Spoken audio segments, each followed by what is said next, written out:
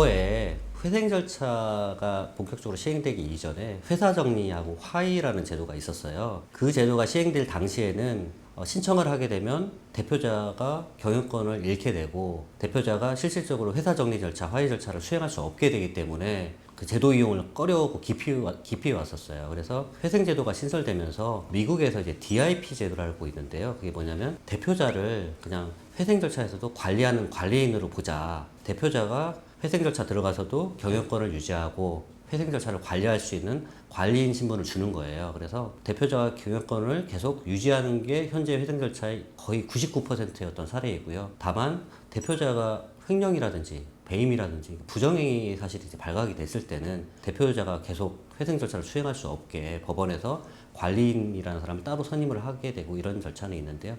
그건 극히 이례적이라고 보시면 되고요. 법인회생이 인가됐을 때 이제 경영권이나 지배권이 좀 바뀌거나 지배구조가 좀 바뀔 우려가 있는 경우가 있어요. 왜 그러냐면 그 법인회생 절차는 채무를 전부 100% 갚으면 좋겠지만 100%를 못 갚기 때문에 들어왔단 말이에요. 예를 들어서 어떤 회사가 10억의 채무가 있어요. 근데 일을 해서 아무리 갚아도 10년간에 걸쳐서 3억 원밖에 못 갚아요. 그러면 그 정도 갚는 걸로 하면 통상적으로는 인가를 받을 수가 있거든요. 그러면 나머지 7억 원에 대해서는 탕감받는 거냐 면제받는 거냐 그렇게 제도가 되어 있지 않아요. 왜 그러냐면 우리는 못 갚는 채무를 면제를 해줘야 된다고 생각하지만 7억 원에 대해서 면제가 되면 세금이 나온다고 해요. 그래서 회사의 주식으로 이제 주는 그런 제도가 있거든요. 근데 7억이라는 어떤 돈에 대해서 주식이 발행이 됐을 때 회사의 기존 자본금이 7억이 안 될 텐데 그럼 채권자들이 훨씬 더 많은 주식을 보유하게 되는 문제가 생기거든요. 예를 들어서 기존 자본금이 대표자가 3억 원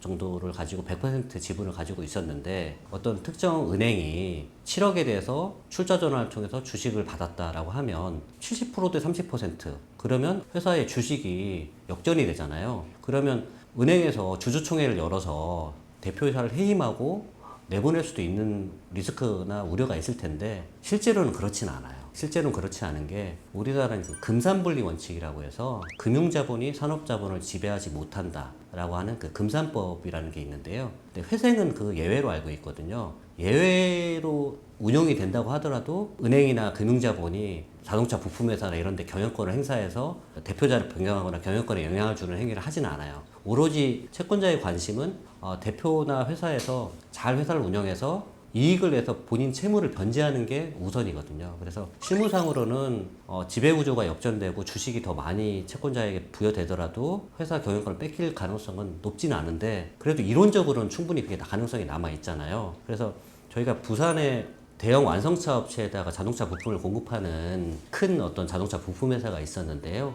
회생 신청을 초기에 할 때 그런 우려를 하시더라고요. 절차 설명을 해드렸더니 그렇게 되면 채권자들이 회사 주식을 더 많이 가져오게 되고 나는 이 회사를 40년간 운영을 했는데 경영권을 뺏기게 되지 않느냐. 그래서 이제 서울회생법원을 위시해서 그걸 이제 방어하는 조항이 있어요. 그걸 뭐라고 하냐면 지분 보유 조항이라고 하는데요. 또는 ERP 조항. 회생이 인가되고 성공했을 때 그 대표자에게 또는 대표자가 지정하는 어떤 특수 제3자에게 출자 전환을 받은 은행 채권자로부터 주식을 사올 수 있는 제도가 있어요. 그래서 그런 제도를 이용해서 지금은 현재는 이제 그걸 경영권 지금 방어할 만큼 또는 경영에 문제가 없을 만큼 과반 이상의 주식을 이제 확보해서 안정적으로 회사 운영을 하고 있는 그런 사례가 있습니다.